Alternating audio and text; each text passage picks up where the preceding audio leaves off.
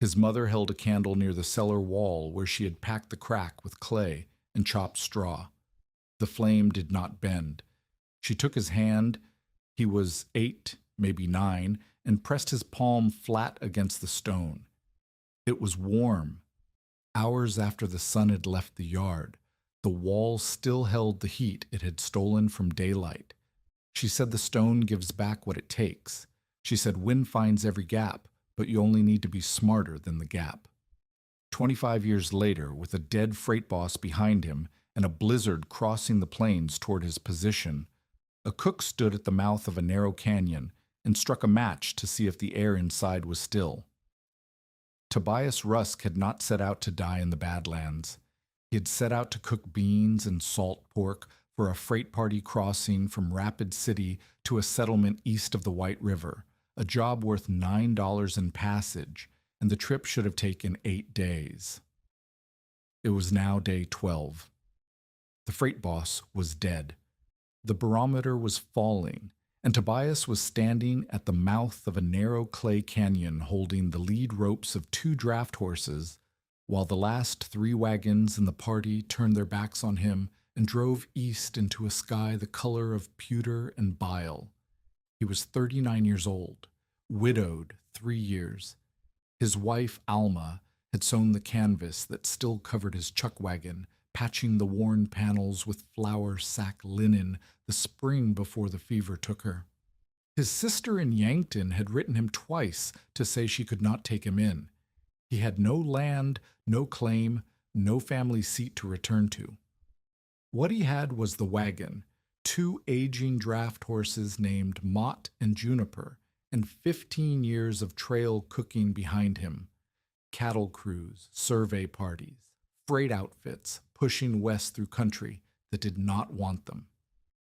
The wagon carried everything he owned: 42 pounds of flour in a canvas sack lashed to the chuck box, 13 pounds of beans, 3 sacks of coffee, 1 split at the seam, and leaking grounds into the floorboards, half a side of salt pork hung from a hook inside the bow frame, 2 Dutch ovens, 1 cracked along the rim, a coffee boiler with a hairline fracture that wept brown water if he filled it past the rivet line, 7 pounds of tallow, a hatchet with a loose head, a shovel, a canvas patch kit with 4 needles, and a spool of waxed thread, $31 in coin, mostly silver, tied in a sock beneath the driver's seat.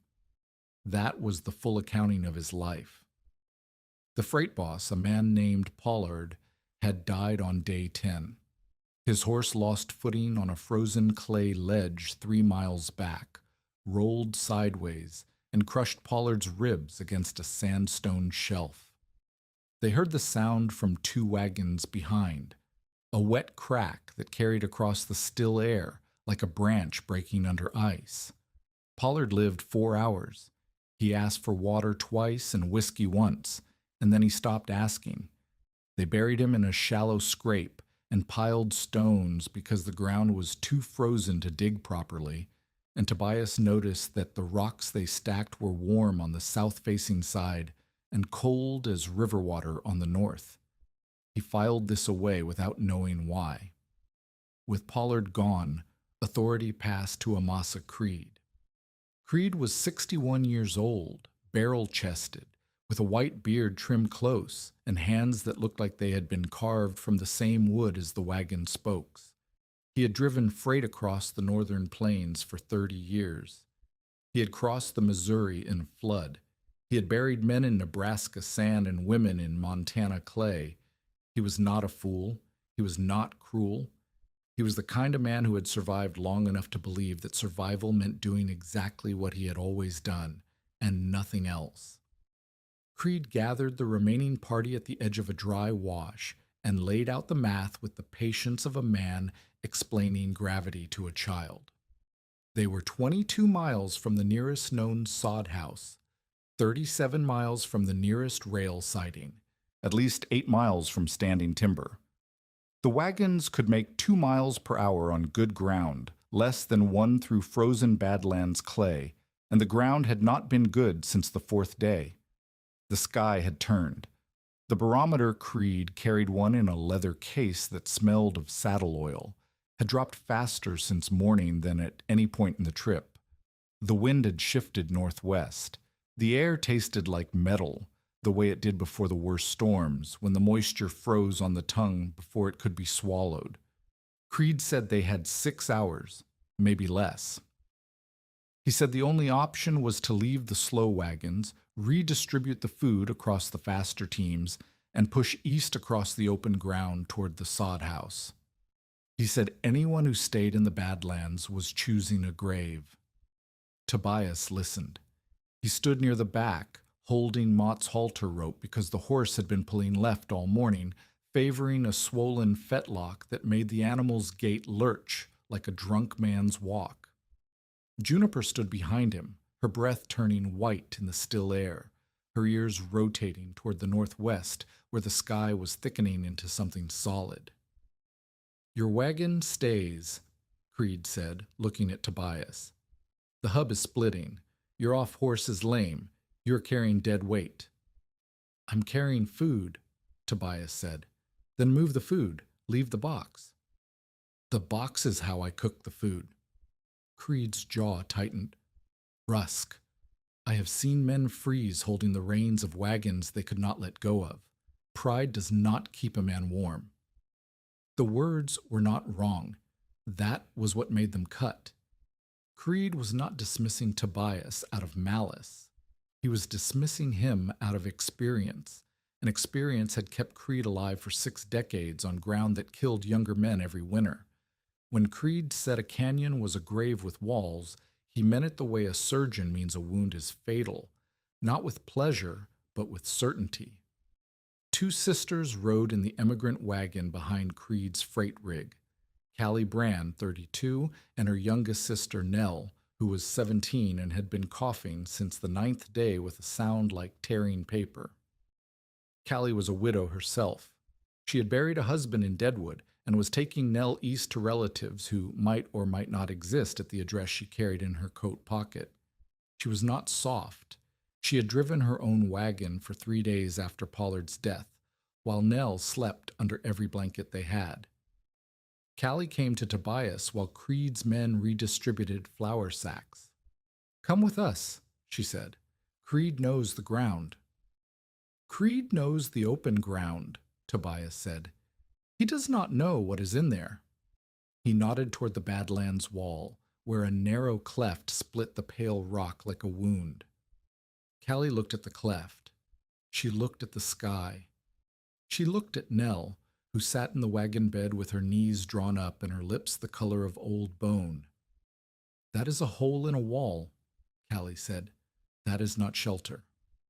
"It might be." Might is a cold word. She left. She climbed up beside Nell and took the reins and did not look back, and Tobias watched the last wagon round the bend of the dry wash until the canvas cover became a pale dot against the darkening horizon and then became nothing. He was alone. Nace Volmer had not left yet. Volmer was a trader, not the kind who built relationships with posts and kept honest ledgers, but the kind who traveled light, bought cheap from desperate people, and sold dear to people who had no other option. He was 44, lean as a fence rail, and carried a smile that showed too many teeth. He had been watching Tobias's wagon since day 8. A Chuckwagon in good condition with a full chuck box, 2 Dutch ovens, and a canvas cover was worth $80 or more to the right buyer. A Chuckwagon abandoned in the badlands by a dead cook was worth whatever Volmer decided to pay himself. Volmer rode up while Tobias was checking the splint on Mott's fetlock. "Creed says you're staying." "I am." "With a lame horse and a splitting hub." "I have 2 hands in clay." Volmer leaned forward in his saddle. "A dead cook has no title to beans." Tobias straightened. His back ached from 12 days on a board seat. His hands were cracked at every knuckle. He looked up at Volmer and said, "Then wait until I'm dead." Volmer studied him the way a man studies a steer at auction, not with hostility, but with calculation. Then he pulled his horse around and rode after Creed's party. And as he passed the canyon mouth, he said over his shoulder, loud enough to carry, "He's corking a bottle he's standing inside." The phrase would travel. Tobias knew it. Men like Volmer made words into currency, and that sentence would buy laughter at every campfire between here and the river. It did not matter. What mattered was the canyon. Tobias walked to the cleft and knelt. The walls were pale sandstone streaked with bands of red and gray clay, the kind of layered sedimentary rock that the badlands exposed everywhere, carved by water and wind into ridges and draws and narrow passages that looked like hallways in a house with no roof. The floor was frozen mud with a crust of old snow. The walls rose 12 feet on either side, close enough that Tobias could touch both if he stretched his arms. The passage curved left after 20 paces, then bent right again, creating a dogleg that broke any straight line of sight from the entrance. He struck a match. In the open, the flame lasted less than a second. The wind, steady now, maybe 15 miles per hour and climbing, tore it sideways and dead. He stepped 3 paces into the canyon and struck another. The flame bent hard toward the wall, but held. It danced. It fought. It lived. 10 paces inside, past the first bend, he struck a third. The flame rose straight and steady, flickering only when he moved his hand. The wind was above him. He could hear it moaning across the rim, a low organ pipe sound that echoed off the stone, but it did not reach the floor. He remembered his mother. Marin Rusk had worked lime kilns and root cellars along the Missouri when Tobias was a boy. She was not educated, but she understood heat the way a river pilot understands current, through a lifetime of standing in it.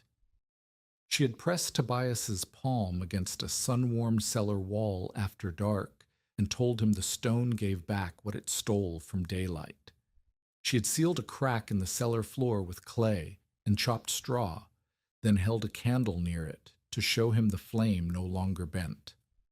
"Wind finds every gap," she said, "but you only need to be smarter than the gap." The logic assembled in his mind the way kindling arranges before a match, one piece at a time, each leaning against the others. A blizzard killed through wind, not through cold alone, but through moving air stripping heat from skin, from clothing, from shelter walls, from anything it could reach. Tobias had seen it on the trail.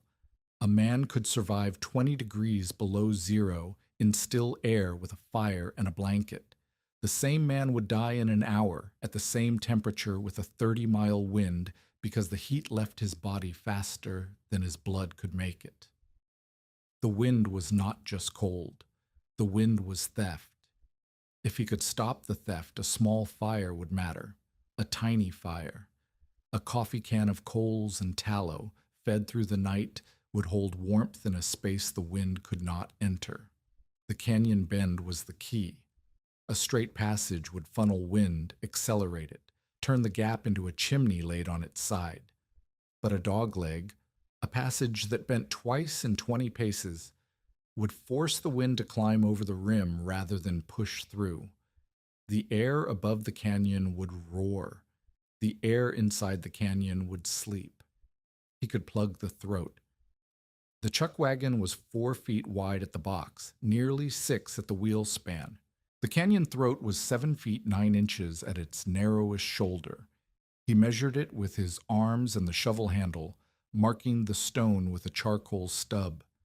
If he drove the wagon into the throat at an angle, the box and wheels would fill most of the gap. The remainder, the spaces around the wheels beneath the undercarriage, between the canvas boughs and the stone walls, could be packed with wet clay, grass, tumbleweed, and canvas scraps. The wagon would become a door.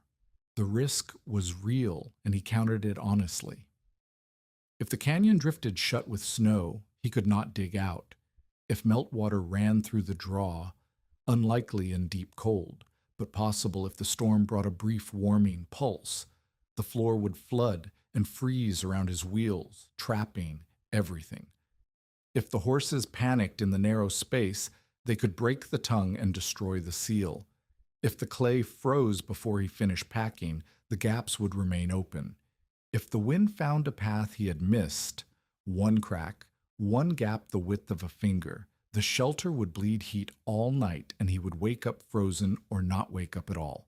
And if Creed was right, if Badlands gullies were graves with walls, then Tobias was building his own coffin and climbing inside. But the match flame stood. He had no other argument.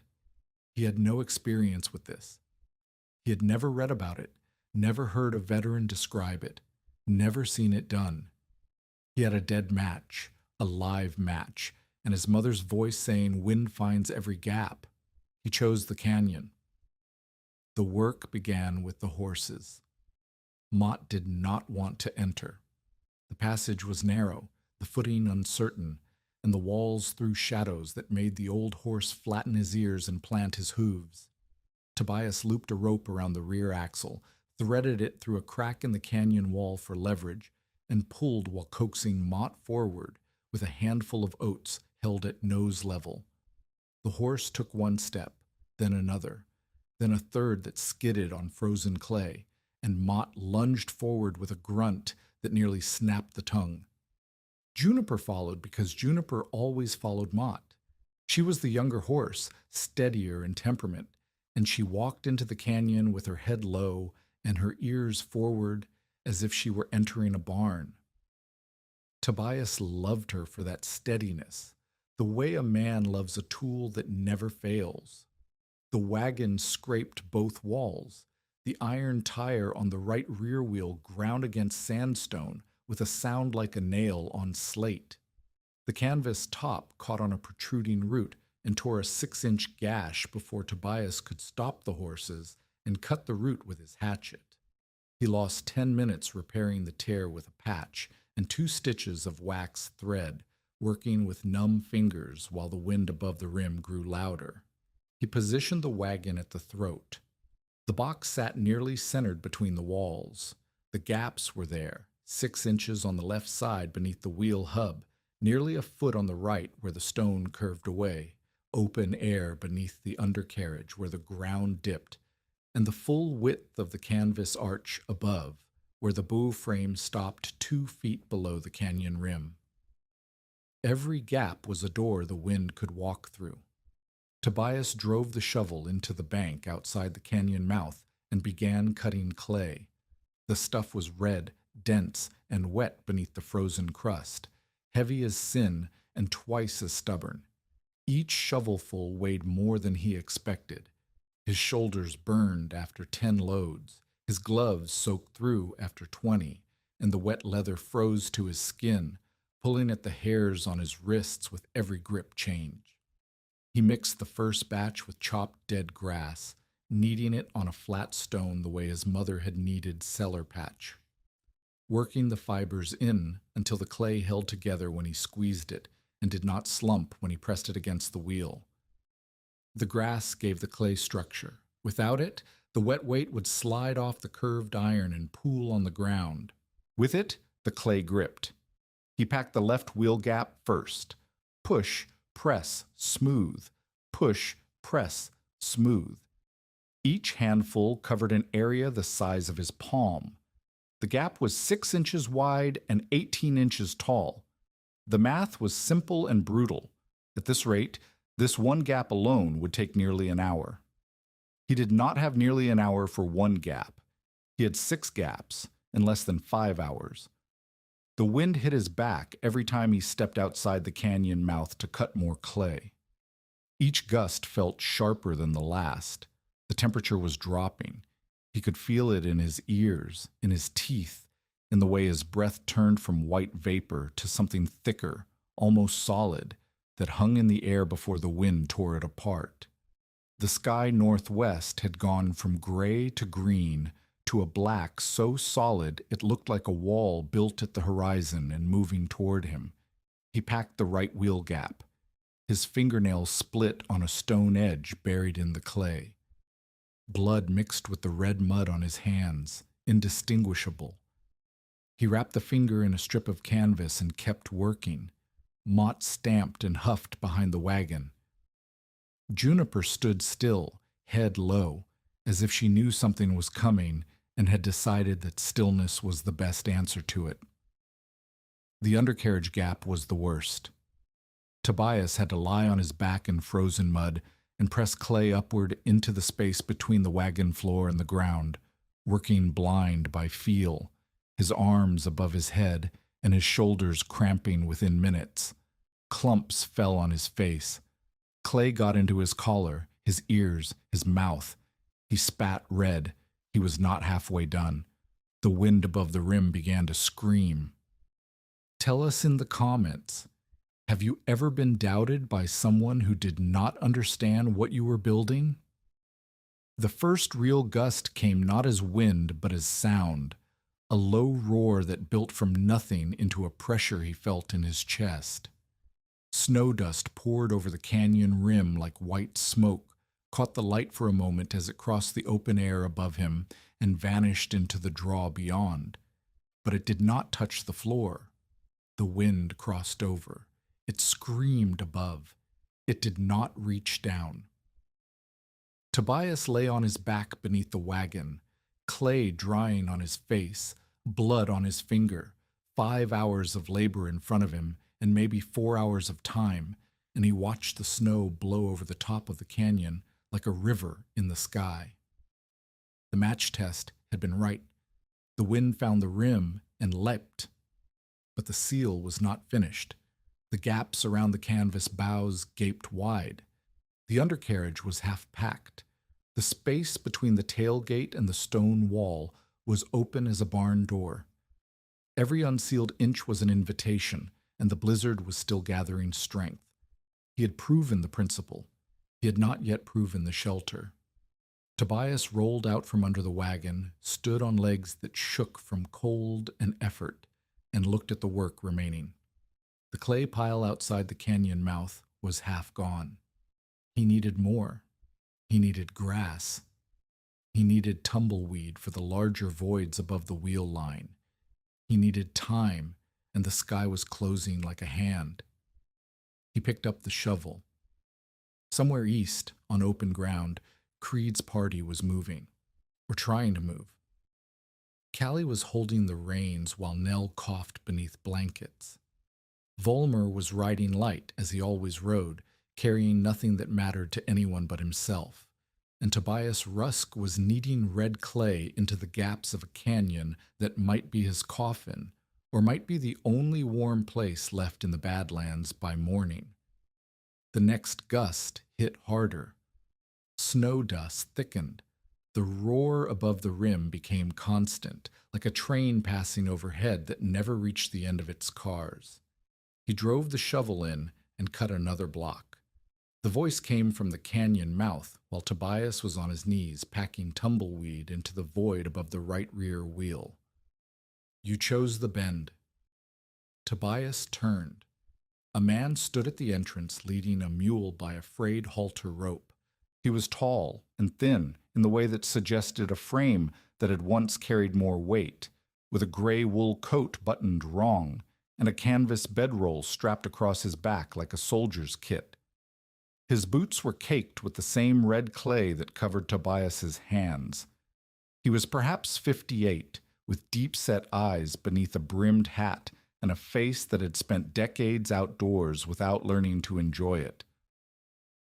Most men would have gone deeper, the stranger said, past the bend, where the walls are highest. You chose the throat. Tobias stood, his knees cracked. Who are you? Swithin Vale. Doctor is the courtesy title. Geologist is the accurate one. He looked past Tobias at the wagon wedged between the walls. I have mapped clay beds, coal seams, and springs from the Yellowstone to the Niobrara for men who build railroads and never ride them. I am also, at the moment, half lost.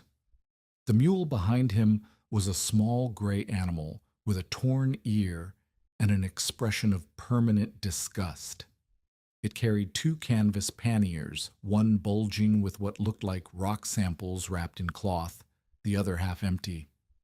"I saw your smoke from the ridge," Vale said. "Smoke in the Badlands means either a fool or a man with a reason. I came to determine which." "And?"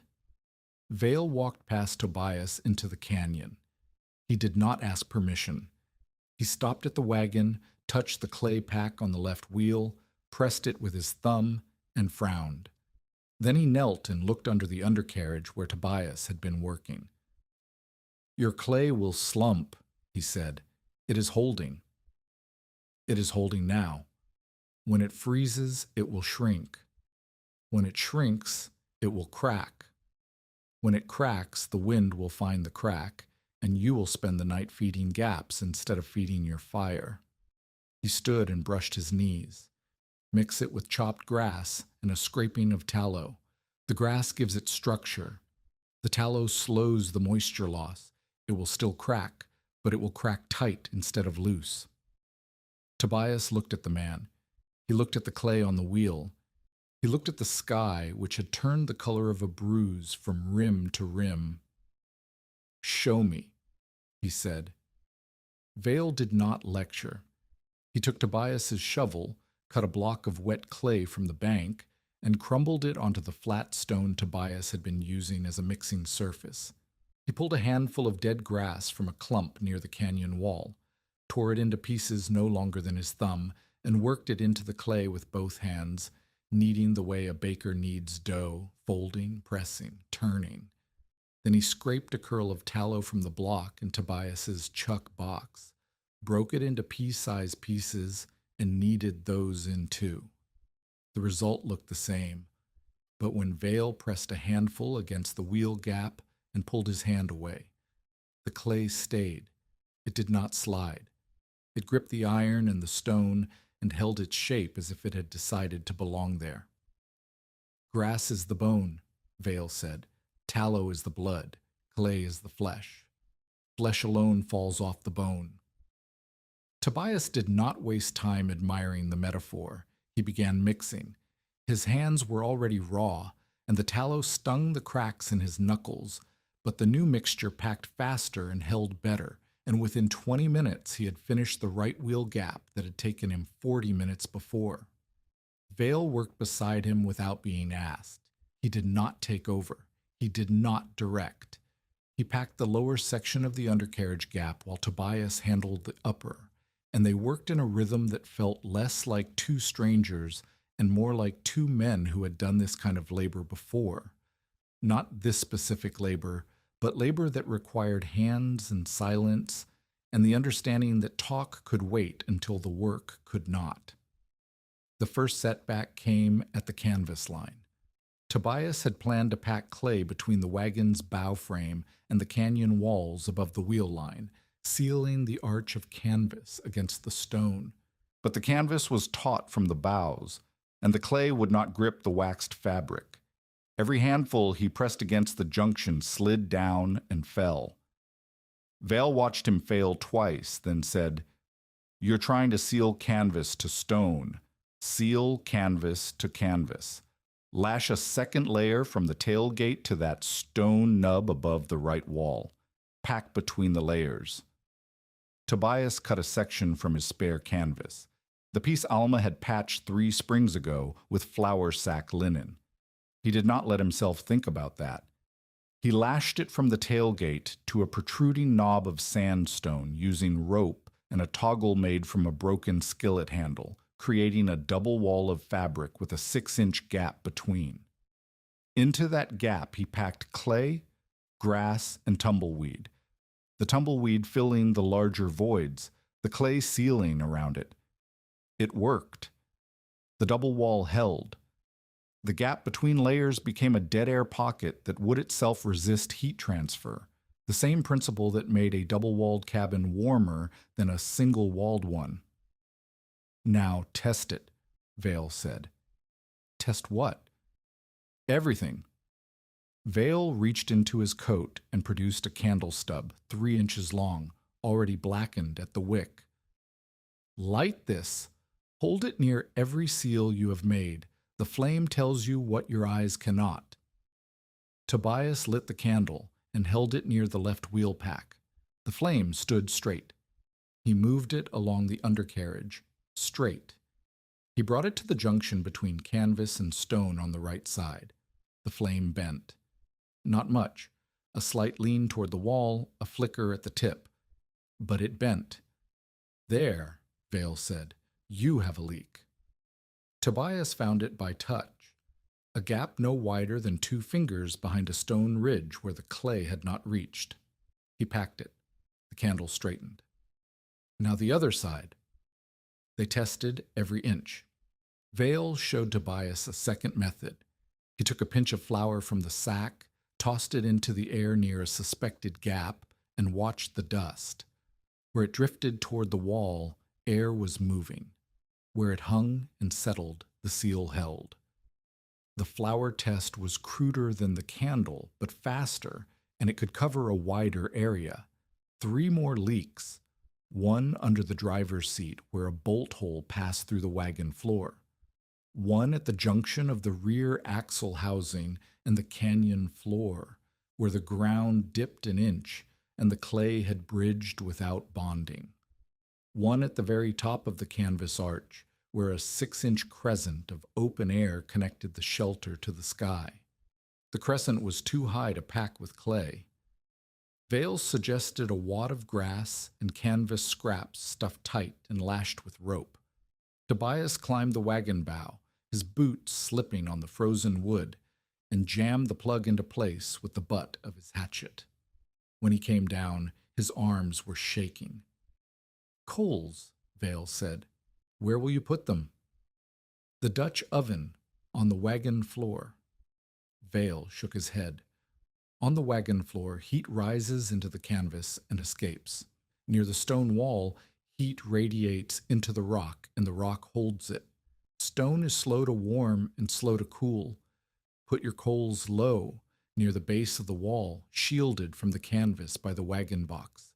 The stone becomes your second fire. Tobias moved the Dutch oven. He set it on a flat stone near the base of the left canyon wall, 6 inches from the wagon's sideboard, shielded above by the overhang of the chuck box. He fed it a small mound of coals from the cook fire he had started with the last of his dry kindling, pea-sized pieces, nothing larger, burning slow and low. Not bigger? Tobias asked.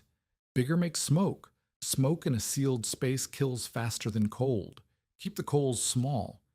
Keep the vent open. Vale pointed to a spot near the top of the tailgate seal. Cut a gap there, 2 fingers wide, no more.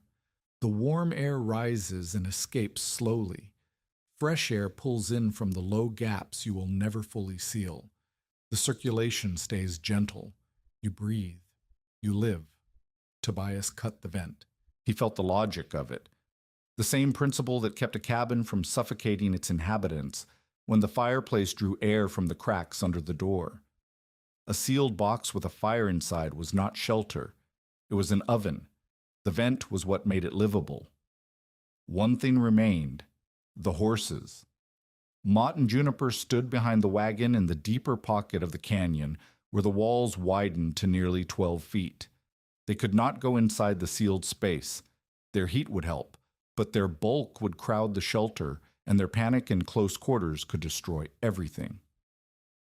Vale suggested a second windbreak, a canvas sheet lashed across the canyon at the point where the walls began to widen, creating a pocket for the animals that was sheltered from direct wind, but open enough to prevent claustrophobia. The problem was Juniper. The steady horse, who had walked into the canyon without complaint, now refused to stand behind the canvas barrier. She pressed against Mott, who pressed against the wagon, and the whole rig shifted an inch to the left with a groan of wood and a crack of drying clay. Blindfold her, Vale said. She is the calm one. She is calm when she can see. Take her sight and she trusts her nose. Her nose tells her the air is still and the ground is solid. Her eyes tell her the walls are closing. Tobias wrapped Nell's scarf. No. He did not have the scarf yet. He tore a strip from the canvas patch kit and wrapped it around Juniper's eyes, speaking low, his hand on her neck. The horse trembled once, then dropped her head. Mott, seeing Juniper settle, stopped pressing. Vale tied the canvas barrier. The horse pocket held. And then Vale's mule bolted. The gust came from above, a blast of wind that screamed over the rim and drove a column of snow dust straight down into the canyon for the first time. The mule had been tied to a scrub root near the entrance, half in and half out of the protected space, and the gust hit it broadside. The animal ripped the halter from the root, knocked one of Vale's panniers loose, and scrambled out of the canyon into the open. Oats scattered across the frozen mud. The pannier had held a sack of feed, and the grain spread in a wide fan that the wind immediately began to steal, lifting the lighter husks and spinning them away. Vale started after the mule. Tobias grabbed his arm. "Leave it. My samples, my instruments." "Your life." Vale looked at the canyon mouth. The light outside had changed. The green-gray sky had gone nearly black at ground level, and the wind was no longer gusting. It was steady. It was building a wall of air that pressed against the badlands rim with a sound like a river breaking over rocks. Vale stayed. They let the oats go. They let the mule go. They had what they had: a sealed wagon, a candle test, a vent, a Dutch oven with small coals, 2 horses behind a canvas barrier, and less than an hour before the full storm hit. The light failed fast after that. Not the gradual dimming of sunset, but the sudden erasure of a sky swallowed by something moving toward them from the northwest at the speed of a running horse. The temperature dropped in a way Tobias felt in his teeth first, then his fingers, then the bones of his feet inside boots that had been wet since morning. The air went from cold to cruel in the space of 10 minutes. Callie Brand appeared at the canyon mouth. She was alone. She carried a wooden bucket, a coil of rope, and nothing else. Her face was red from wind and white at the edges where the cold had begun its work. She did not speak at first. She set the bucket down. It held water, already skinning over with ice, and held out the coil of rope and a scarf. "Nell's scarf," she said, "for your hand." Tobias looked at his right hand. The split fingernail had opened further during the packing, and the canvas wrap had soaked through with blood and clay. He had stopped noticing. "Creed stopped," Callie said. Her voice was flat, the way voices go when the body is spending everything on warmth and has nothing left for tone. "Less than a mile east.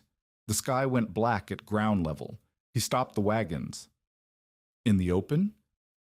"There is nothing else." She wrapped the scarf around his hand. Her fingers were shaking. Tobias wanted to tell her to stay, but he knew the words would cost her something. Force her to choose between Nell and shelter, between Creed's authority and a cook's gamble. "Bring Nell," he said. Callie looked at the sealed wagon, the clay-packed wheels, the smoke vent at the top. She looked at Vale, who was feeding a pinch of coal into the Dutch oven with the concentration of a man performing surgery. "I cannot carry her alone," Callie said, "and Creed will not let the wagon turn." She left. She took the empty bucket. She walked into wind that bent her double before she reached the open ground, and then the snow took her. Tobias sealed the gap behind her with fresh clay and stood in the canyon listening to the sound of the world ending above his head. The blizzard did not arrive. It struck. The difference was the difference between a wave seen from shore and a wave felt from inside the water.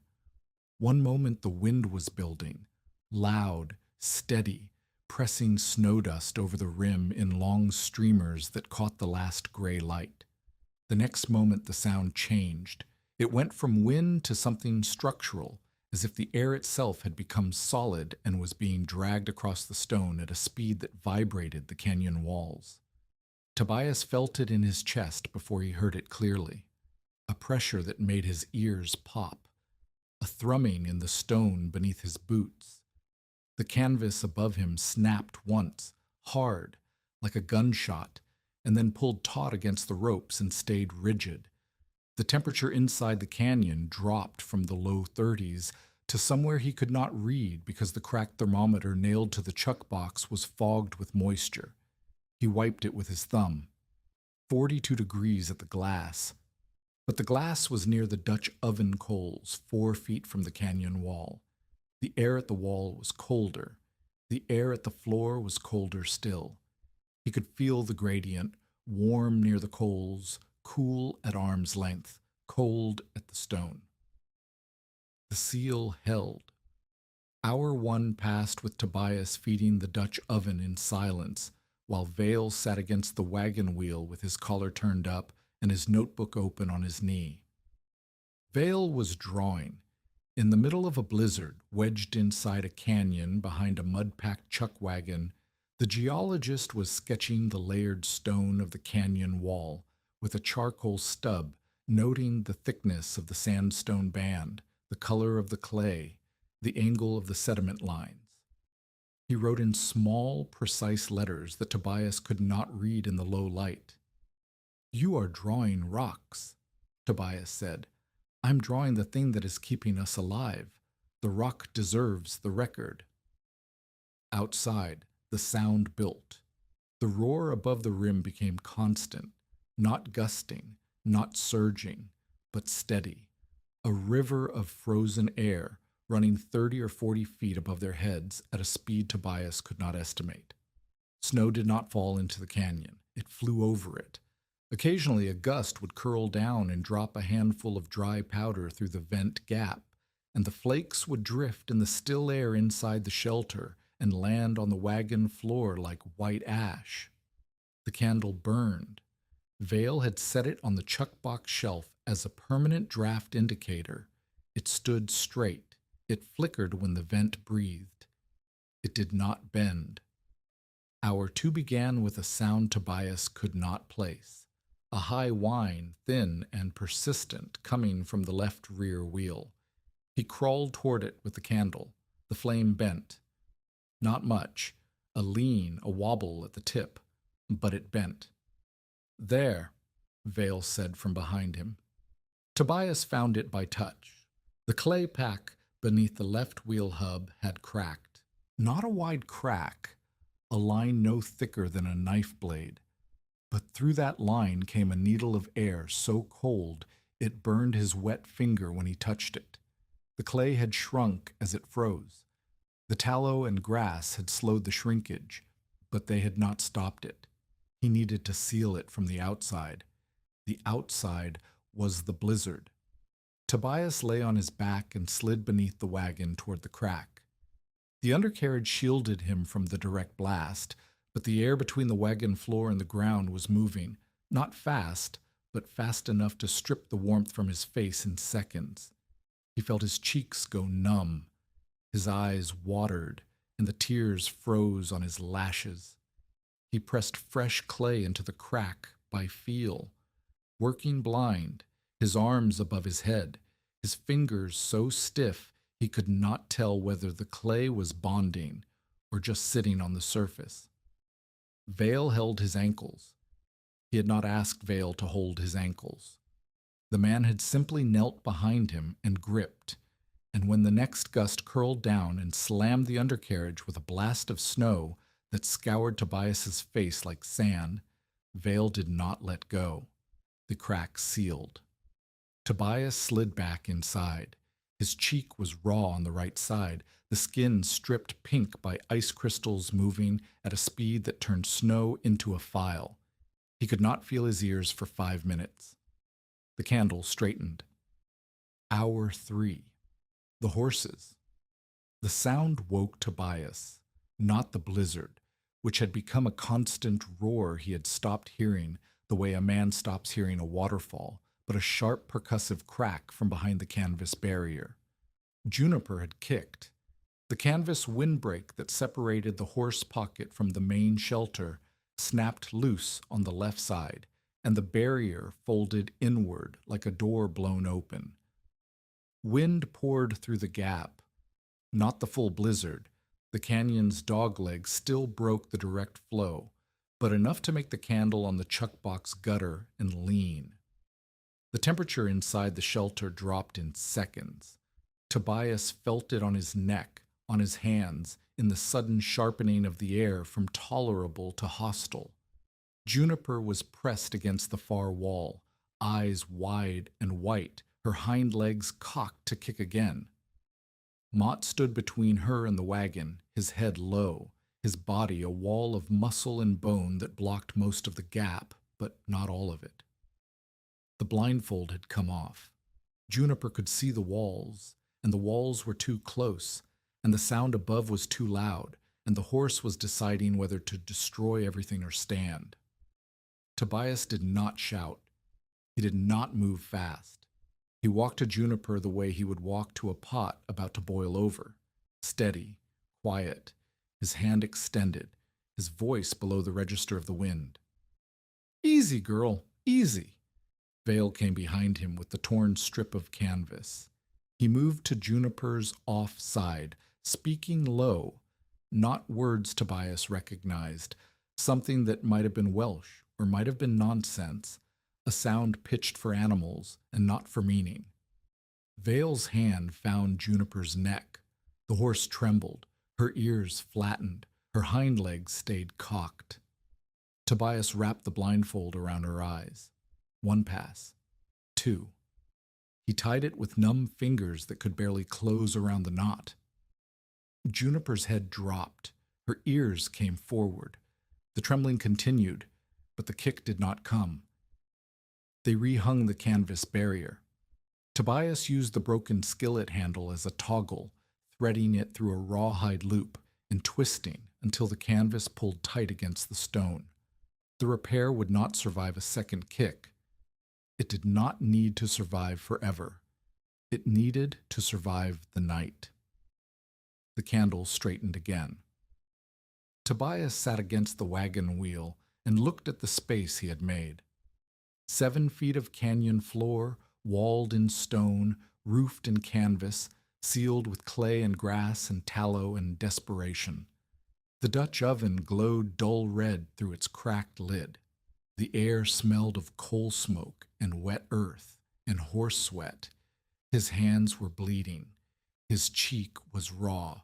His shoulders ached from hours of labor that had begun before dawn and had not stopped. It was warm enough to breathe without pain. That was all. That was everything. If you are invested in this story, hit subscribe and stay with us, because what happens in the next few hours decides whether this canyon is shelter or coffin.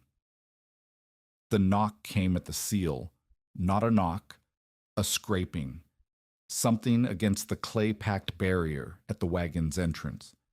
Tobias heard it through the wind the way you hear a branch against a window in a storm, barely, uncertainly, half convinced it was imagination. Then it came again. 3 scrapes, deliberate. He looked at Vale. Vale was already moving toward the tailgate. "Do not open the outer seal," Vale said. "Open the inner flap. Look first." Tobias pulled the canvas flap aside and pressed his face to the gap between the tailgate and the clay barrier. Cold air hit him like a blade. Through the gap he could see nothing. White, black, movement without form. Then a hand, a bare hand, pale and wet, pushing through the space beneath the rear axle where the clay was thinnest. "Help!" Callie's voice, stripped of everything but the word. Tobias did not think. He grabbed the hand and pulled. The clay pack beneath the axle crumbled under the pressure, and Callie shoved something through the gap. A body small, wrapped in blankets, and limp. Nell. Her face was the color of tallow. Her lips were blue. Her eyes were closed. Tobias dragged Nell through the gap by her shoulders while Vale widened the hole with his hands, tearing clay and grass away in fistfuls. Callie came through after on her stomach, her coat torn at the shoulder, her hair plastered with ice. She crawled into the shelter and lay on the wagon floor and did not move for 30 seconds. Then she sat up and reached for Nell. Creed's axle broke, Callie said. Her voice was raw, scraped thin by wind and cold. The lead wagon tipped. They tried to make fire. They cannot make fire. How many? 8. Creed, Vollmer. 3 teamsters, 2 hired men. Orr and Pike went for the horse line 10 yards from the wagon and did not come back. Orr and Pike. Tobias did not know the man well, a quiet hired hand who had joined the freight party in Rapid City, young, with a thin beard that made him look younger. He had gone 10 yards. In a blizzard with wind strong enough to reduce visibility to nothing, 10 yards was the distance between life and a body they would find in the spring. Nell first, Tobias said. They moved Nell to the warmest spot, against the canyon wall beside the Dutch oven, where the stone had been absorbing heat for 3 hours and now radiated it back with the slow patience of a thing that had been warm since before the storm began. Tobias wrapped her in the spare blanket from the chuck box. Callie pressed against her sister's back, adding body heat. Vale fed the coals, slightly larger now, the size of a walnut, a calculated risk that traded smoke for warmth because the girl needed warmth more than she needed clean air. The cracked thermometer on the chuck box read 51 degrees at the glass. Tobias did not trust it entirely. The glass was 4 feet from the wall, 2 feet from the coals, and the reading shifted depending on where you stood. But near the cook box, with Nell pressed against the warm stone and the Dutch oven glowing at her side, the mercury climbed. Callie watched it. Tobias watched Callie watch it. It touched 65, not the whole canyon, not the shelter as a whole. At the stone wall beside the cook box, with the coals shielded and the horse heat bleeding through the canvas barrier behind them and Callie's body pressed against Nell's, the mercury on the cracked glass touched 65 degrees for a span of time Tobias could have measured in minutes. Vale looked at the thermometer and then looked at the vent and said, "Note the position. That reading is stove-side, stone-backed, and sheltered. It is not the air. It is the pocket." It did not matter what it was. Nell's lips went from blue to pale. Her breathing steadied. She opened her eyes and said, "It is warm." And Callie put her face against her sister's hair and did not speak. The blizzard raged above them for 7 more hours. Tobias did not sleep. He fed coals. He tested seals. He repacked the gap that Callie and Nell had broken through, using the last of his mixed clay and a double layer of canvas scraps. He checked the horses every hour. Juniper blindfolded and still, Mott standing with his head low and his body a wall of heat that warmed the canvas pocket by 2 or 3 degrees through sheer mass. He listened to the wind and tried to separate its voices, the high scream over the rim, the low moan through the upper canyon, the silence at the floor. Sometime in the deepest hours, when the fire was low and the cold pressed against the seals like a living thing testing for weakness, Vale told him about the stone. The canyon walls were layered, sandstone over claystone over mudstone, deposited millions of years before anything with legs walked the earth, compressed and lifted and carved by water into the shapes they wore now. The sandstone held heat. The claystone shed water. The mudstone crumbled. Together they made a wall that breathed slowly, that warmed slowly, that cooled slowly. The opposite of canvas, which warmed fast and cooled faster. A canvas tent in a blizzard was a stranger to its own heat. A stone canyon was a miser. It kept what it was given. Tobias listened. He did not understand all of it, but he understood the principle. Dense things remember heat. Light things forget.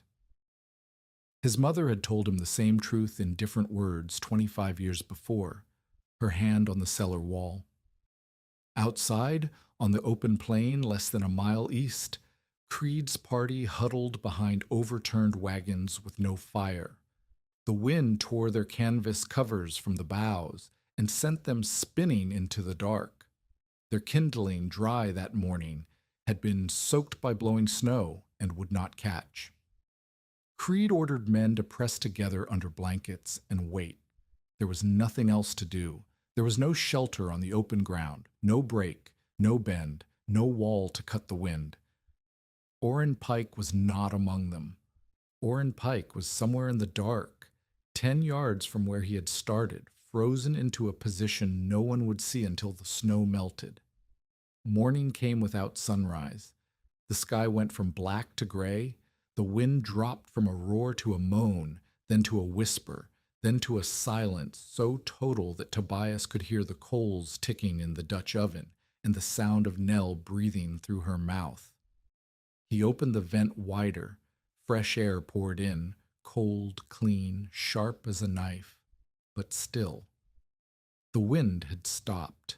The blizzard had crossed the badlands looking for him and passed over without finding a way in. Tobias and Vale and Callie dug out through crusted snow at the canyon mouth. The drifts were waist high at the entrance, but tapered fast. The wind had carried the snow over rather than into the draw. The wagon canvas was stiff with frost but whole. Not a single bow had broken. Not a single seal had failed completely. The clay was cracked in 7 places, but the grass fibers had held the cracks tight enough that no gap wider than a thumbnail had opened. Outside, the plain was white and featureless. The air was still. The temperature was brutal, well below 0, cold enough that the moisture in Tobias's breath froze on his collar before it fell. But there was no wind. Without the wind, the cold was honest. It hurt, but it did not kill. A quarter-mile east, Creed's wagon stood in the open like broken teeth. One had tipped fully onto its side. 2 had lost their canvas covers entirely, the bare bow frames reaching upward like the ribs of dead animals. Men moved slowly between the wagons, hunched, stiff, their coats white with caked snow. Creed's party had lost 2 horses in the night, frozen standing up, still in their traces, their legs locked and their heads down. They had burned through every scrap of dry kindling trying to start fires that the wind killed before the flames could catch. They had lost Orrin Pike. They had lost most of their exposed supplies, and Tobias's candle was still burning inside the canyon. The shelter had held. The cook had been right. The wind had passed over, and the man who stayed behind was the man who woke up warm. But the cost was already being counted, and the open question was no longer whether Tobias Russ could survive a blizzard. It was what happened now that the blizzard had proven the world Amasa Creed understood to be incomplete. Creed came to the canyon before the sun cleared the eastern ridge. He walked alone. He left his men at the broken wagons and crossed the quarter-mile of frozen plain with his collar up and his hands in his coat pockets, moving with the stiff deliberateness of a man whose pride was carrying more weight than his legs. The snow crunched under his boots, a dry, thin sound that carried in the still air. There was no wind. The blizzard had spent itself in the night and left behind a silence so complete that Tobias could hear Creed's breathing from 30 paces away. Tobias stood at the canyon mouth. He did not go out to meet Creed. He did not call to him. He waited. Creed stopped at the entrance and looked at the wagon wedged between the walls. He looked at the clay-packed wheels, the double canvas layer, the vent gap at the tailgate, the thin line of smoke rising from the Dutch oven and curling upward through still air. He reached out and touched the clay on the left wheel hub, pressed it with his thumb the way a man tests mortar, feeling the hardness, the grip, the grass fibers holding the surface together. Then he stepped past Tobias into the canyon. He walked the length of the shelter without speaking. He looked at the candle on the chuckbox shelf, still burning, its flame straight as a nail. He looked at the thermometer, 41 degrees, the coals having been reduced to maintenance through the early morning. He looked at the horses behind the canvas barrier, alive, standing, breathing clouds that rose and vanished. "I called it a grave," Creed said. Tobias waited. "I was wrong about the walls." The words cost him. Tobias could see it in the set of Creed's jaw, the way his eyes stayed on the candle instead of meeting Tobias's face. Amasa Creed had survived 30 years on the plains by trusting what he knew, and what he knew had failed him in the night. 2 horses dead, 1 man missing, canvas covers gone.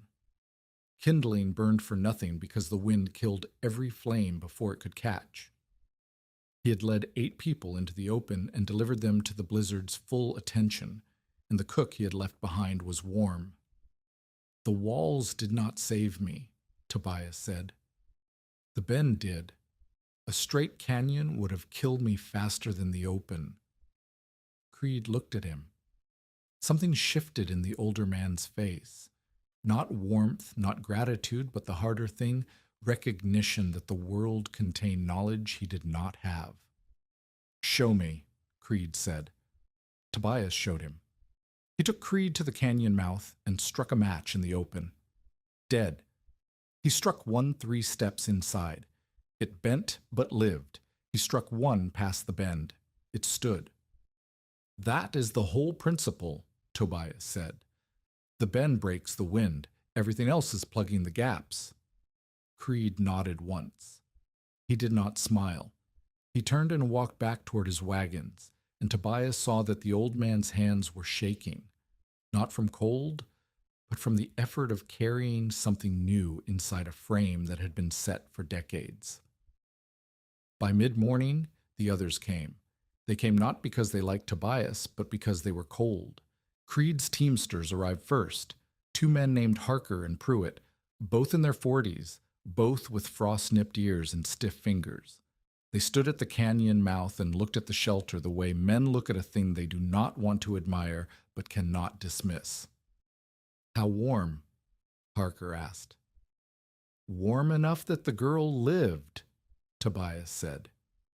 He did not give them the 65-degree number. That number belonged to a specific moment at a specific spot, and repeating it as a general claim would make him Volmer, selling a truth bigger than the fact supported. He showed them the match test instead. Harker struck 1 in the open, watched it die, and struck 1 inside the bend. The flame stood. Harker looked at Pruitt. Pruitt said nothing, but he picked up a handful of clay from the bank and squeezed it, testing its weight. Then Tobias showed them the flour dust test. He tossed a pinch near the sealed wheel gap. The dust hung and settled. He tossed a pinch near a crack in the upper canvas. The dust drifted left toward the wall. There was the leak. "You can see wind?" Pruitt asked. "You can see what wind moves." Tobias showed them the difference between a high, straight cut and a crooked bend. He walked them 20 yards down the Badlands wall to a place where a narrow wash ran straight through the rock like a hallway. He struck a match at the entrance. It died faster than the one in the open. The straight walls accelerated the wind, compressing it into a channel that moved air faster than the open plain. "That is not shelter," Tobias said. "That is a chimney laid on its side." The phrase would travel. Tobias did not intend it to. But a man who can name a thing in words other men remember has given them something they did not have before. Not just knowledge, but language, and language carries knowledge further than demonstration. Callie watched from the edge. She had been inside the shelter. She had felt the warmth. She had seen the candle stand and the thermometer climb. But watching was not the same as understanding, and Callie Brand was not a woman who accepted things she did not understand. She came to Tobias that afternoon, after the Teamsters had gone back to Creed's camp to begin salvaging what they could. "Teach me the candle test," she said. "You saw it." "I saw you do it. I want to do it." He gave her the candle stub. She lit it and held it near the wheel seal. "Straight." She moved it along the undercarriage. "Straight." She brought it to a spot near the tailgate where Tobias had repacked the rescue gap. The flame leaned. "There," she said. "There." She found the leak by touch, a soft spot where the fresh clay had not bonded to the frozen layer beneath. She dug it out with her fingers and repacked it with the grass and tallow mixture Tobias had taught her by description. When she finished, the candle stood. She did not smile. She nodded, the way a woman nods when she has confirmed something she suspected, that knowledge is not magic, that it can be learned, that the distance between helplessness and competence is shorter than men like Creed make it appear. Nace Volmer did not come to the canyon. Volmer had spent the night under a blanket behind the overturned wagon, pressed between two Teamsters, shivering through hours that left him with frost-nipped toes and a fury he could not direct at the weather. He needed a target. Tobias was the target. Word reached Tobias through Harker, who repeated it with the flatness of a man delivering news he did not endorse. Volmer was telling anyone who would listen that Tobias had endangered the party by withholding shelter knowledge, that Tobias had known the canyon method before the storm and had chosen to save himself rather than share it, that the flour and coffee in the Chuckwagon belonged to the freight outfit, not the cook, and Tobias had stolen supplies by refusing to abandon the wagon. None of it was true. Tobias had not known the method before the storm. He had guessed. He had tested a match. He had gambled on a principle his mother taught him in a root cellar 25 years ago. But truth was not Volmer's currency. Volmer traded in the gap between what people knew and what they feared, and fear was abundant that morning. Tobias let it go. He had clay to mix and a canvas skirt to repair, and a girl whose cough had not improved despite the warmth. He did not have time for Volmer's arithmetic. The measurable results spoke for themselves. Tobias had burned less than 1 coffee can of coal and tallow through the worst hours of the blizzard. Creed's party had burned through their entire supply of dry kindling and failed to sustain a single flame. Tobias's canvas had 3 tiers, all repairable. Creed's lead wagon had lost its cover entirely, the canvas ripped from the booze by wind and carried into the dark. The Chuckwagon's hub, the one that had been splitting before the storm, had held because the clay packed around the wheels had braced it against the stone like a splint. Creed's wagons had 2 broken spokes and a cracked axle. The canyon had not been warm. Tobias wanted that understood. The canyon had been warm enough. The difference between comfort and survival was not temperature. It was wind. Remove the wind, and a body could hold its own heat.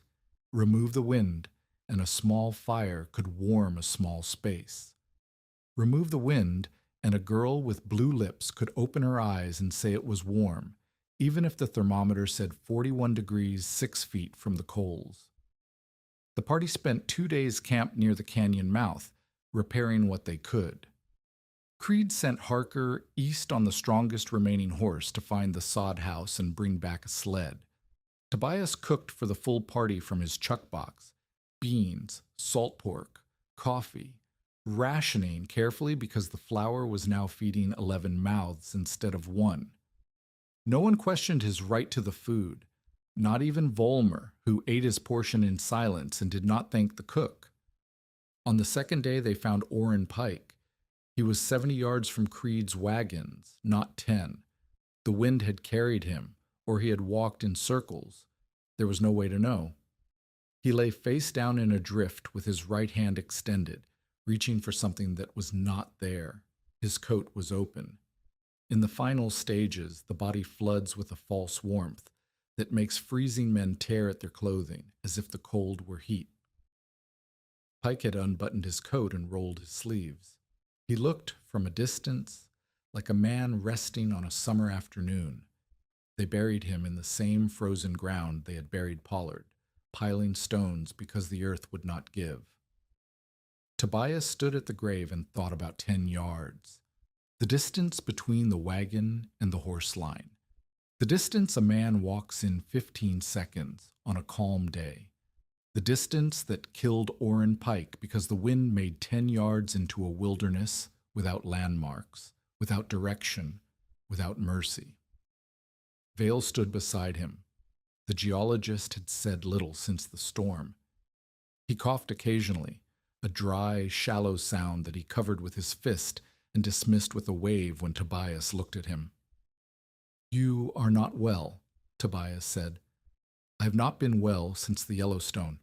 The altitude sits on my chest like a stone." Vale looked at the grave. "He went 10 yards. He went 10 yards without a wall." Vale nodded. He understood what Tobias meant. Not that Pike was foolish. Not that Creed was wrong to camp in the open. That the wind was the variable no one respected enough. That the difference between life and death in a blizzard was not courage or strength or experience. It was whether the air was moving. Over the next 2 weeks, while the party waited for the sled and then traveled slowly east, Tobias and Vale worked together in a way that changed them both. Vale had knowledge Tobias lacked, the names of stones, the behavior of water and clay, the reason some formations held heat and others shed it, the way a narrow passage could accelerate wind or kill it depending on geometry. Tobias had knowledge Vale lacked, the practical engineering of canvas and rope and wagon frames, the management of animals in tight spaces, the economy of cooking fuel, the ability to translate principle into labor. They mapped the canyon bends together. Vale counted paces, and Tobias marked the walls with charcoal, width, height, angle of the bend, direction of the prevailing wind. They tested 6 draws along the Badlands wall and rejected 4. One was too straight. The match died faster inside than outside. One had an overhead snow shelf that would have collapsed under heavy accumulation. One had a floor that sloped toward a low point where meltwater would pool and freeze. One was too wide. The wagon would not plug the throat without leaving gaps too large to seal. 2 passed. The original canyon and a second smaller draw half a mile south, where a double bend created an almost windless pocket 12 feet deep and 8 feet wide. Vale noted the geology of each, the thickness of the sandstone cap, the type of clay in the walls, the angle of the sediment layers. "You are building a catalog," Tobias said. "I'm building a record. You can read a canyon the way a pilot reads a river. The signs are there. You have been reading them by instinct. I am writing down the grammar." They disagreed once, badly. Vale wanted to seal the canyon floor with a layer of clay, a smooth surface that would prevent cold air from seeping up through the porous ground. Tobias refused. A sealed floor would trap moisture from breath, from cooking, from the horses. Water would pool, freeze, and create an ice surface that would make footing dangerous and sleep miserable. Better to leave the floor rough and porous, to let moisture drain downward into the earth rather than sit on the surface. They argued for an hour, sitting on the tailgate of the Chuckwagon in thin winter sunlight while Callie listened from the driver's seat with Nell's head in her lap. Vale cited the principles of thermal transfer. A cold floor steals heat from a sleeping body through direct contact. Tobias cited 15 years of trail sleeping. Wet ground kills faster than cold ground because water conducts heat away from skin 14 times faster than still air. Vale conceded, not gracefully. He wrote in his notebook for 10 minutes, then said, "You are right for the wrong reasons, which is better than being wrong for the right ones." It was the closest thing to affection Tobias had heard from him. The relationship deepened through labor, not conversation. They rebuilt the canvas barrier for the horses using a doubled layer with rawhide reinforcement. They experimented with different clay mixtures, more tallow for flexibility, more grass for structure, a trial batch with charcoal dust that stiffened too fast and cracked like pottery. They ate together. They worked in silence for hours. Vale coughed, and Tobias pretended not to hear, and neither of them acknowledged the sound that was getting worse. The party reached a settlement east of the White River in late January. It was not much, a cluster of sod houses, a trading post, a blacksmith who doubled as a veterinarian.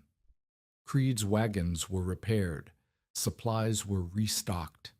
The story of the canyon cook spread through the settlement in the way stories travel in small places, fast, distorted, and with Vollmer's version competing against Creed's. Vollmer's version, the cook had hidden in a hole and gotten lucky. Creed's version delivered with the weight of a man correcting his own mistake. The cook had read the wind, tested the stone, and built a shelter that held while the open ground killed a man and 2 horses. Creed's version won. Not because Creed was louder, but because Creed had been wrong, and a man who admits he was wrong carries more authority than a man who was never tested. Vale left in early February.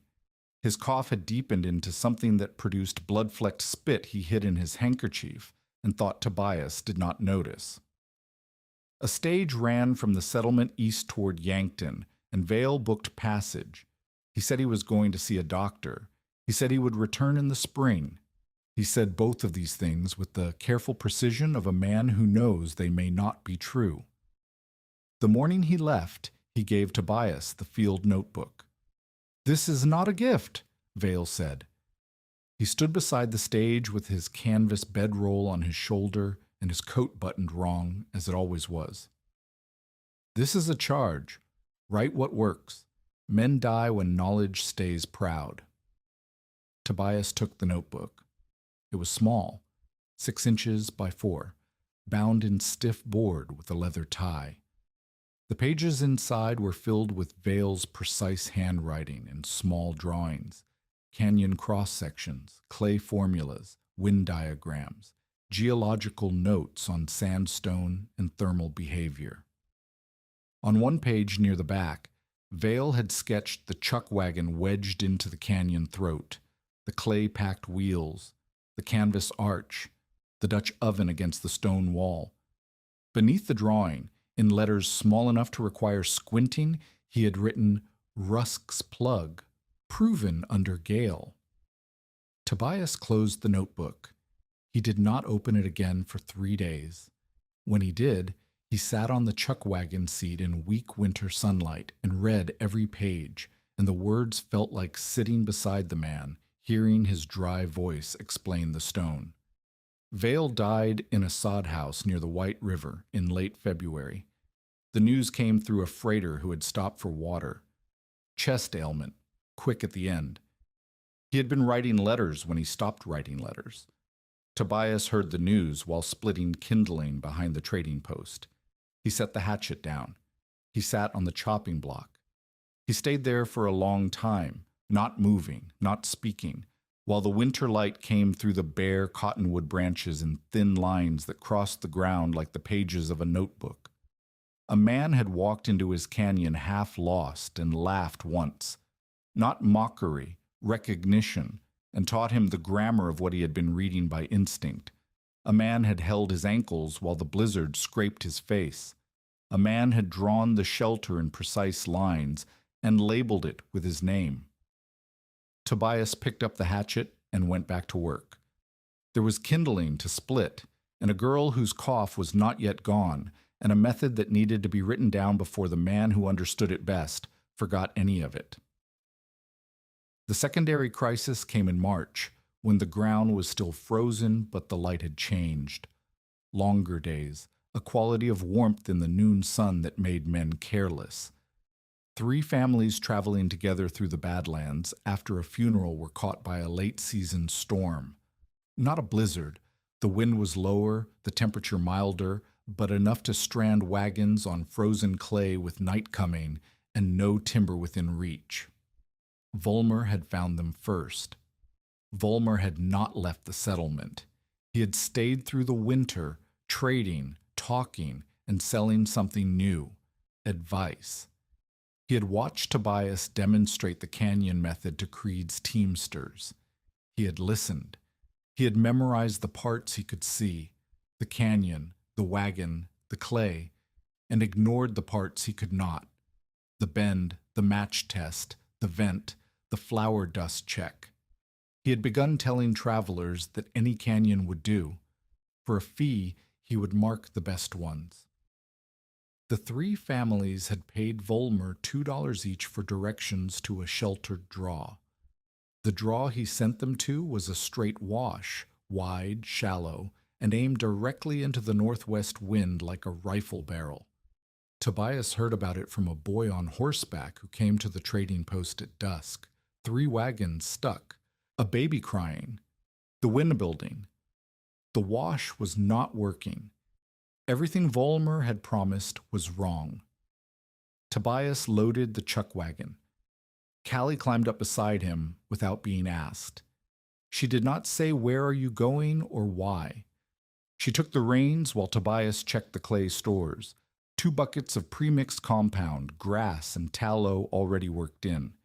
He had been keeping them ready since Vale's death, the way a man keeps a loaded rifle near the door, not because he expects trouble, but because he has learned what trouble costs. They reached the wash at full dark. The 3 wagons were pulled end to end across the straight channel, the families huddled behind them. The wind came through the wash like water through a pipe, accelerated, focused, stripping heat from canvas and skin with a efficiency that made the open plain seem gentle by comparison. A man named Doss, the lead driver, had tried to build a fire. The wind scattered the coals across the frozen mud. "Who told you this was shelter?" Tobias asked. "Volmer," Doss said. "He marked it on paper, charged $2. Tobias struck a match at the wash entrance. The flame did not just die. It was torn from the match head and flung sideways, extinguished so fast the sulfur smell vanished before it reached his nose. "This is a chimney laid on its side," Tobias said. "Get out." He led them 1/2 mile south to a crooked side cleft he had mapped with Vale 3 weeks before, the second draw that had passed their tests. It was smaller than his original canyon, tighter, with a double bend that created a pocket barely wide enough for 2 wagons. The walls were lower, 8 feet instead of 12, and the floor had a slight uphill slope that would drain meltwater away from the shelter. Tobias worked without Vale for the first time. He cut the drainage trench first, something Vale had taught him as a precaution that became a rule after the original shelter's floor had stayed wet for 2 days. He positioned the first wagon at the throat and began packing clay around the wheels while Callie showed the families how to test the seal. She gave them the candle. She lit it and held it near the gap. The flame leaned. She packed clay. The flame straightened. She handed the candle to a woman named Fry, who had a baby on her hip and terror in her face. "You try," Callie said. Fry held the candle near a gap beneath the axle. The flame bent toward the wall. "There," Fry said. "There. Now fill it." The families worked. Not well. Their clay was too wet, their packing too loose, their vents too wide. But they worked, and working gave them something that huddling had not. The feeling that survival was a task they could perform, not a fate they had to accept. Tobias set the vents before sealing, 2 finger widths at the top, shielded by a flap of canvas that let smoke out without letting wind in. He placed the coals low, near the stone, the way Vale had taught him. He warmed 2 stones in the Dutch oven and wrapped them in flour sacks for the baby, whose cry had gone from sharp to thin in a way that frightened him. If this story reminds you why preparation matters, share it with someone who needs to hear it. The storm hit hard enough to test the shelter, but not hard enough to break it. The straight wash where the families had been, filled with blowing snow by midnight. The crooked cleft where Tobias had moved them, held. The candles stood. The baby stopped crying. The warmth held at the stone wall, and the wind passed over the rim the way it had passed over Tobias's canyon 2 months before, screaming, furious, and unable to find a way in. Morning came gray and still.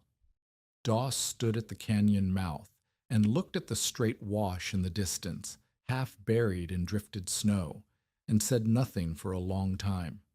Then he said, "Volmer charged $2. Volmer sold what he did not know, Tobias said. It was the first time he had spoken the words that would define the difference between knowledge and commerce on this stretch of the frontier. A man who understood could teach. A man who had only watched could sell. The distance between the two was measured in frozen babies and dead horses. Volmer heard about the rescue. He did not apologize. He did not return the $6. He shifted his story. He had told the families the wash was one option, not the only option. He had suggested they test the wind. He had said to look for a bend. None of it was true. Doss had the paper Volmer had drawn, with the straight wash circled and the word shelter written above it in charcoal. Doss showed the paper to Creed. Creed showed it to the settlement. Volmer's credibility cracked, but the man himself did not. He had survived worse than public shame. He had survived it by moving on to the next place where no one knew his name, but he had not moved on yet. And Tobias knew that a man whose pride had been wounded was more dangerous than a man whose pride had never been tested. Volmer would not forget. Volmer would not forgive. Volmer would wait for the moment when Tobias's authority was most visible and find a way to bring it down. That moment had not come yet. For now Tobias had work. He had a girl whose cough was improving but not gone. He had a notebook full of a dead man's wisdom that needed translating from geology into language that teamsters and cooks and traveling mothers could use. He had a chuckwagon with a canvas skirt he was building, a portable draft seal that could be tied around the wheels of any wagon and packed with clay in less than an hour. He had Callie, who was learning to read canyons the way Vale had read stone, by testing, by touching, by refusing to trust what she had not proven with a flame. And he had the spring coming, which meant new travelers, new freight parties, new people crossing broken country without understanding that the most dangerous thing about winter was not the temperature on the glass, but the speed of the air that carried it. The question was no longer whether Tobias Russ could survive. The question was whether what he knew could travel faster than what Volmer sold. Spring came to the White River country the way spring comes to places that have earned it, slowly, grudgingly, with setbacks that reminded anyone paying attention that the land did not owe them warmth. The snow retreated from the south-facing ridges first, exposing pale grass and red clay that steamed in the midday sun. The cottonwoods along the river put out buds that looked like green sparks against the gray bark. The ice on the shallow fords cracked and groaned, and one morning simply was not there anymore, replaced by brown water running fast with snow melt. Tobias used the spring to build. He built the canvas and clay draft skirt he had been designing since February, a heavy strip of doubled canvas, 8 feet long and 2 feet wide, with grommets punched along the top edge and leather ties at each corner.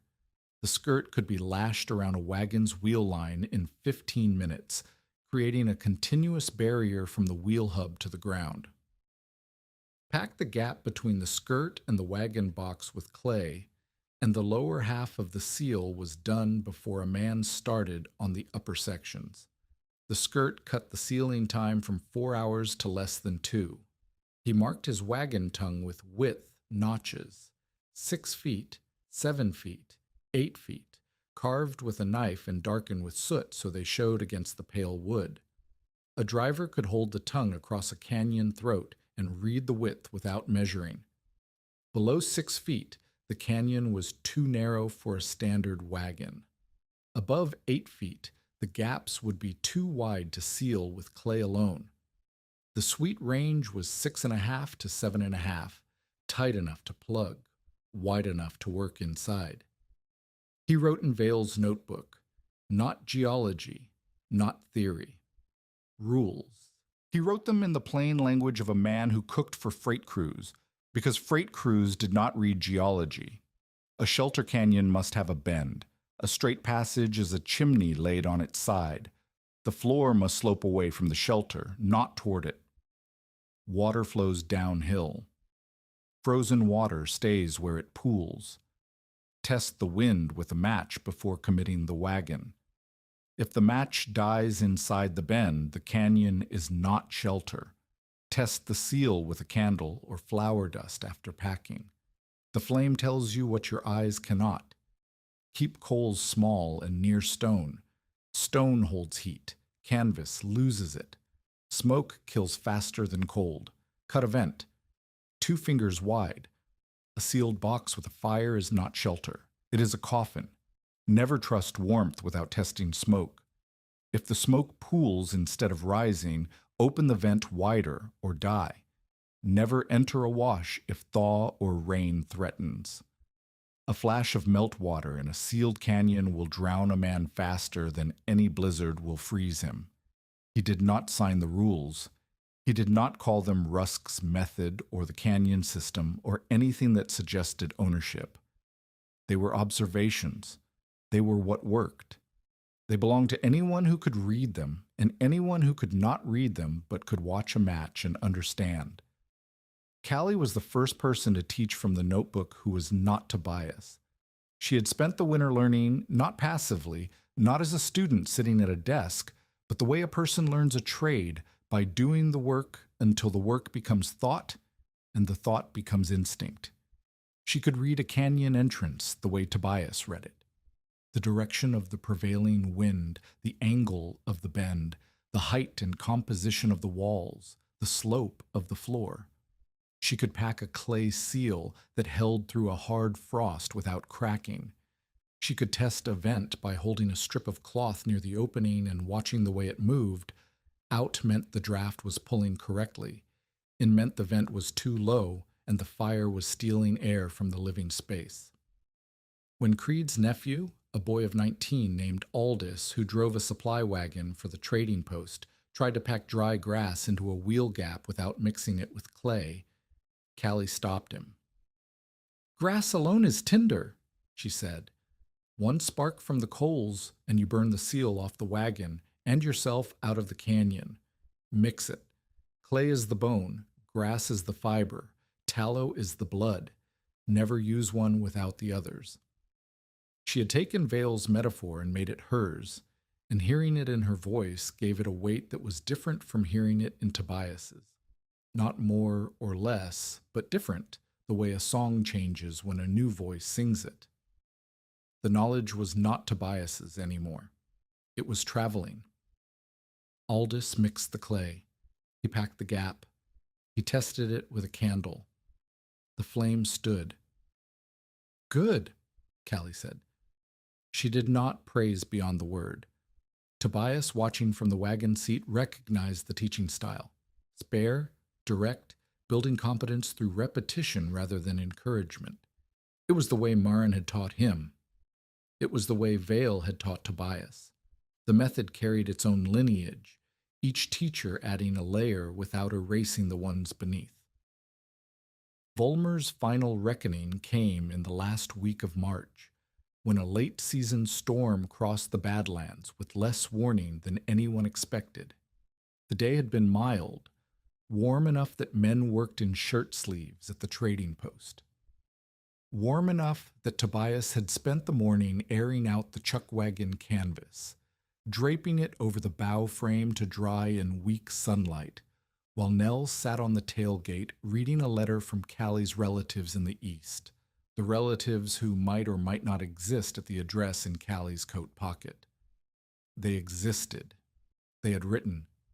They had offered a room for Nell if Callie could get her there by summer. The sky changed at noon. The change came from the northwest, as it always did, a darkening at the horizon that spread like a stain across a tablecloth. The temperature dropped 12 degrees in an hour. The wind shifted. The air tasted like metal. Volmer had organized a small party. 3 wagons, 2 families, and a hired man, heading east toward the river ford. He had marked a shelter cut on paper for them, the way he had marked the straight wash for Doss's families. He charged $1 per wagon this time. Competition from Tobias's free teaching had driven his price down, but it had not driven him out. There were always people who trusted a confident man with a map over a quiet man with a candle. The shelter cut Volmer had marked was 3 miles northeast of the settlement. It was wide, straight, and aimed into the northwest wind like a gun barrel. Tobias heard about it from Pruitt, who rode into the settlement at a gallop, his horse lathered, and his face tight. Volmer's party is in the cut. The wind is coming through it like a flue. They cannot build fire. They cannot leave. The wagons are stuck in clay. There are children. Tobias looked at Callie. Callie was already pulling on her coat. They took the Chuckwagon because it carried the clay stores, the draft skirts, and the tools. Mott's fetlock had healed enough for light work, and Juniper pulled steady as always, leaning into the harness with her head low and her ears pinned against the rising wind. The 3 miles took 90 minutes because the clay roads were softening in the early thaw, and the wagon wheels sank to the hubs twice. They found Volmer's party exactly as Pruitt had described. 3 wagons pulled end to end across a straight wash that funneled the wind into a concentrated blast. The canvas covers were flapping. A cook fire had been attempted and scattered. 2 children sat in a wagon bed with blankets over their heads, and a woman held an infant against her chest, her back to the wind, her body curved around the child like a shell. Volmer stood at the edge of the wash. He was not helping. He was watching the canyon mouth with an expression Tobias had seen before, on the faces of men who had bet wrong and were calculating whether to run or bluff. "Get them out," Tobias said. Volmer did not move. "The cut is deep enough. They need to seal better." Tobias struck a match at the wash entrance. The flame did not flicker. It did not bend. It was torn from the match head and thrown 10 feet down the wash in a streak of sulfur light that died before it reached the far wall. "That is not shelter," Tobias said. "That is a chimney laid on its side. You know this? You have heard me say it. You watched me show it to Creed." Volmer's jaw tightened. The bluff was collapsing, and the calculation was shifting from pride to survival, because the wind was building, and the children in the wagon were real, and the woman with the infant was looking at Volmer with an expression that was not anger, but something worse, the realization that she had paid money to a man who did not know what he was selling. Creed arrived on horseback. He had ridden from the settlement when Pruitt spread the word. Creed looked at the wash, looked at the match, looked at Volmer, and said, "We need Rusk." The words mattered. Not because Tobias needed to hear them, but because Creed had spoken them in front of Volmer and the families and the hired man and anyone within earshot. The former authority skeptic, the man who had led a party into the open and lost a man and 2 horses, was now deferring to the cook. The reversal was complete. Tobias led the wagons out of the wash. It took 30 minutes of cursing, rope work, and Juniper's steady pull to free the rear wagon from clay that had frozen around the wheel rims. They moved south along the Badlands wall, Tobias walking ahead with matches, testing every cleft and draw they passed. He found the shelter a mile south, a crooked draw with a double bend, the same type of formation he had used twice before. The walls were lower than his original canyon, only 7 feet, but the bend was sharp and the floor sloped uphill. He held a match inside the second bend. The flames stood straight and still, undisturbed, as if the wind above the rim belonged to a different world. "Here," Tobias said. He turned to Volmer. "Hold this." He gave Volmer the candle. Volmer took it. His face was closed, the expression of a man being handed something he did not want and could not refuse. Tobias positioned the first wagon at the throat and began packing clay around the wheels, while Callie tied a draft skirt along the wheel line and the family stuffed grass into the upper gaps. "Test the seal," Tobias said to Volmer. "Hold the candle near the gap. Tell me which way the flame bends." Volmer held the candle near the left wheel. The flame leaned right toward a gap beneath the hub where the clay had not bonded. "There," Volmer said. His voice was flat. "Fill it." Volmer knelt. He took a handful of the clay grass tallow mixture from Callie's bucket and pressed it into the gap. He pressed it the way a man presses who has never done this work, too hard, too fast, without feeling for the shape of the void. The clay slumped. "Slower," Callie said. She did not say it with contempt. She said it the way she said everything, direct, spare, the word carrying exactly enough weight to change the action. "Feel the gap, fill the shape, do not fight the stone." Volmer tried again. Slower. The clay held. He tested it with the candle. The flame straightened. Something changed in Volmer's face. Not conversion, not the sudden collapse of certainty that Creed had experienced standing in the canyon at dawn. Something smaller. The candle flame standing straight where it had bent was a fact that could not be argued with, and Volmer was a man who argued with everything. He could not argue with the flame. The flame did not care what he had sold or what he believed. It stood or it bent, and the difference was the difference between living and dying, and he was holding the proof in his own hand. The storm hit at dusk. The sealed canyon held. The children slept.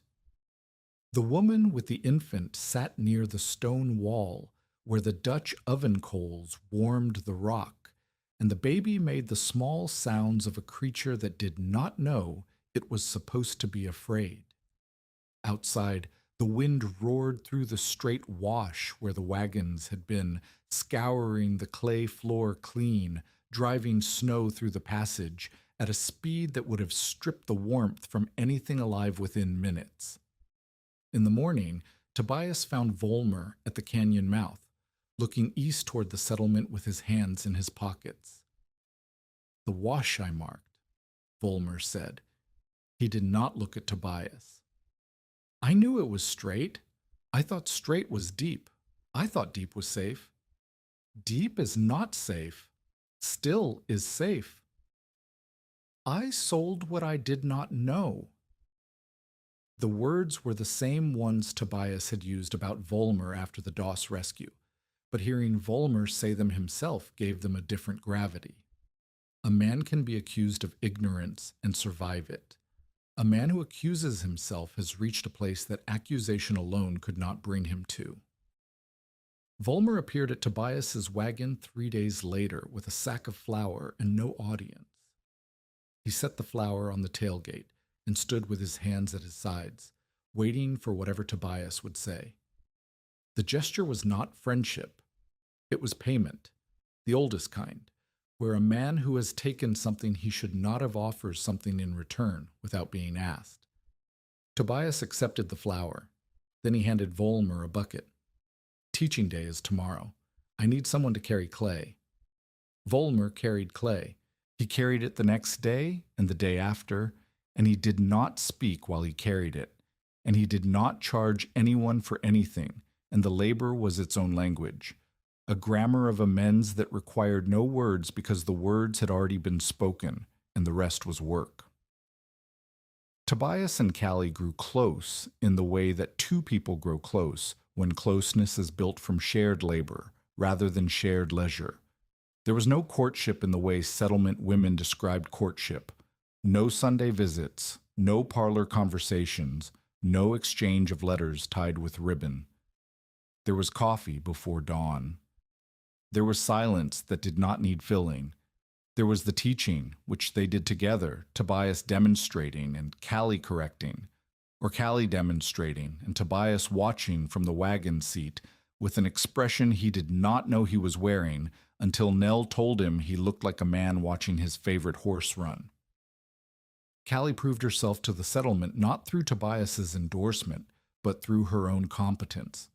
When Creed's nephew packed a vent too wide, and the cook fire smoked the shelter until the families inside were coughing, it was Callie who diagnosed the problem. The vent was placed on the windward side instead of the leeward, creating a downdraft that pushed smoke into the space instead of pulling it out. She fixed it in 3 minutes by cutting a new vent on the opposite side and plugging the old one with clay. Aldous asked her how she knew. "The cloth moves in," Callie said. "If the cloth moves in at the vent, the smoke has nowhere to go but down. Move the vent to where the cloth moves out." Tobias asked her to mark canyon widths in Vale's notebook because her handwriting was steadier than his. It was a practical request. It was also the first time he had offered the notebook to anyone. Callie understood what she was being given, and she took the charcoal stub and wrote the measurements in small, precise figures on the page beside Vale's geological sketches. And the two handwritings, one from a dead man, one from a living woman, shared the page the way two voices share a room. They married in the spring of 1889 in a small settlement near the White River, with Creed standing witness and Nell holding a bouquet of wild clover that grew in the draws where the snow melted first. The ceremony was short. The preacher was a circuit rider who had arrived that morning and would leave by afternoon. Tobias wore his only clean shirt. Callie wore the coat she had worn through the blizzard, because it was the best thing she owned and because she did not believe in saving good things for occasions when they could be used for living. They kept the Chuckwagon. Even after they bought a small frame house near the trading post, 3 rooms, a good stove, a root cellar that Tobias sealed with clay and tested with a candle before he stored the first jar of preserves, they kept the wagon. It sat beside the house, like a monument to the winter that made them, its canvas patched and repatched, Alma's flour sack linen panels still visible beneath the newer repairs. Tobias did not explain why he kept it. Callie did not ask. They raised Nell. The cough lingered through 2 winters before it finally released her, and during those winters Tobias heated stones in the Dutch oven and wrapped them in flour sacks and placed them against the wall beside her bed, the way he had placed coals against the canyon stone, and the principle was the same. Dense things remember heat, and a girl who sleeps beside a warm stone sleeps through the night. Tobias became a winter guide for freight parties crossing broken country. He charged nothing for the teaching. He charged standard cook's wages for the cooking. Men who traveled with Tobias Rusk ate well and slept warm, and the word spread the way words spread on the frontier. Through repetition, through result, through the testimony of men who had been cold and then were not. He marked safe badlands, shelters with small stone cairns, and charcoal cuts under overhangs. A mark shaped like a bent line, meaning the canyon had a bend. Drivers learned to look for the mark. They learned that the mark meant still air. They learned to carry candle stubs and flour dust and a bucket of premixed clay the way they carried water and ammunition, as things no sensible man traveled without. Vale's notebook filled. Tobias's handwriting took over where Vale's ended, rougher, larger, the letters of a man who had learned to write from his mother and had never learned to write small. Callie's measurements joined his, precise and clean. The notebook became a family object, stained with clay, spotted with tallow, creased at the spine from opening and closing in wind and firelight. By the early 1890s, at least 6 winter freight teams in the district carried candle stubs, spare canvas skirts, and flour for draft testing. The practice was not called science. It was called Rusk's Candle Rule. A driver did not ask whether a canyon looked deep. He asked whether the flame stood. Creed's teamsters carried the knowledge east. Callie taught women traveling with children how to make a draft skirt from canvas scraps and flour sack linen. 3 freight outfits modified their canvas covers with lower tie-downs that could be packed with clay. The method spread as a practice, not an invention, the way fire building spreads, or water finding, or any knowledge that belongs to the ground rather than to the man who found it. Years later, how many did not matter, because the principle does not age. Tobias stood at the mouth of the same canyon with a boy who thought the place looked harmless. The boy was 12 or 13, thin, with hands that had not yet learned to carry their own weight. He looked at the narrow cleft and the pale stone walls and the frozen mud floor and saw nothing. A crack in the earth, a place to walk past. Tobias struck a match in the open. The wind took it. The flame lived for less than a breath and then was gone. The sulfur smell whipped away before it could reach the boy's nose. He struck a second match 3 steps inside the canyon. It bent, shuddered, but held a small orange flag waving against the dark stone. He struck a third match past the bend.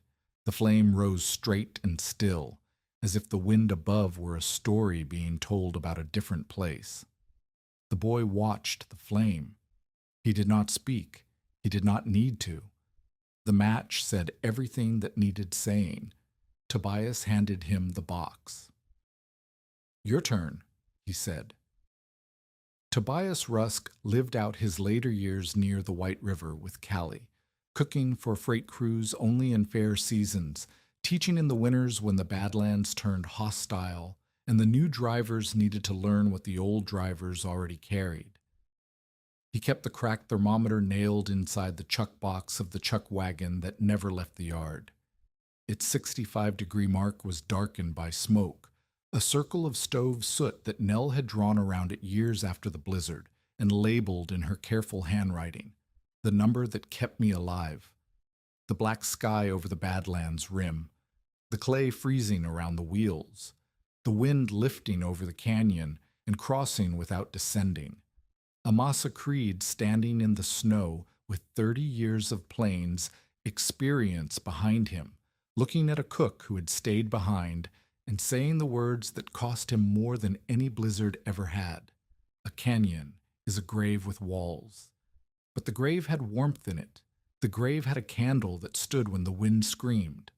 The grave had a girl with blue lips who opened her eyes and said it was warm, and a cracked thermometer that touched 65 at the stone, and a man who held his ground because his mother had pressed his hand against the cellar wall and told him that stone gives back what it stole from daylight.